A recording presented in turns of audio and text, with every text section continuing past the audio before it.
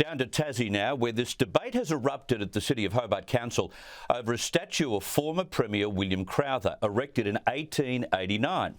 Now, I had my say on this at the top of the show.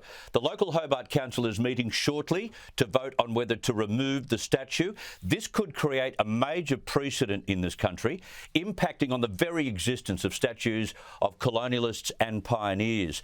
Joining me now is an alderman at Hobart City Council, Simon Behrakis. Simon, thank you for your time. Crowther was never an esteemed politician, was he?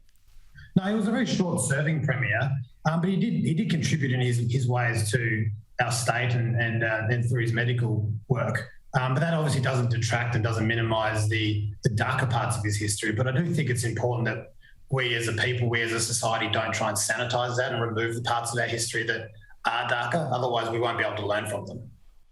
Yeah. Revealing the truth on both sides is always a good idea. This mutilation of an Aboriginal man collecting human remains, it is unacceptable in any century, isn't it? I think it's unacceptable in any century. It was unacceptable at the time, and I think it's unacceptable by anybody's standards. But I don't think the response to that is to remove statues and prevent people from seeing this and from talking about the history here. So what do you think the options are? Look, we were presented with a number of options.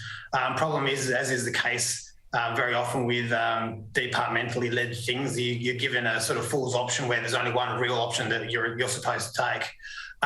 The option is to remove the statue, or the other option was to retain the statue and add additional interpretation, additional plaques to talk about the darker parts of our history, which I would have supported. I think that's the best way for us to continue to learn. So maybe a larger plaque with more information on it so that we could learn exactly what this character was up to. Yes, correct. I think that's the most appropriate way to go about this. I think removing statues, removing parts of our history is akin to book burning that we saw last century. And, I don't think anything good has ever come out of trying to sanitise history in that way. So one of the options is not removing the statue and putting it in, say, some Tasmanian museum.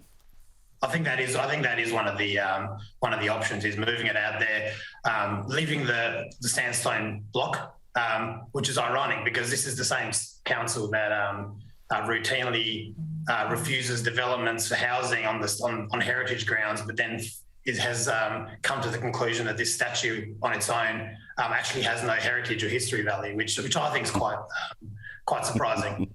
There's a lot of left-leaning councillors on here that try and have their cake and eat it too on many issues. So how will this council vote on this decision tonight? Oh, look, it's a fool that tries to preempt this council because the votes can go one way or another.